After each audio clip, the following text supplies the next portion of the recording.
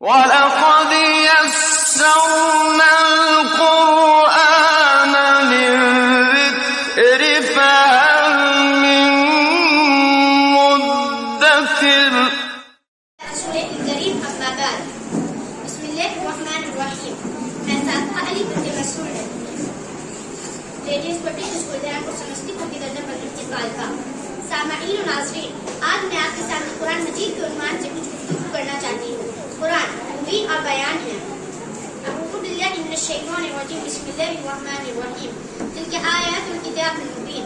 سورۃ الشعراء آیت نمبر 2. یہ کتاب مبین کی آیات ہے. قرآن اپنی بات خود سمجھاتا ہے.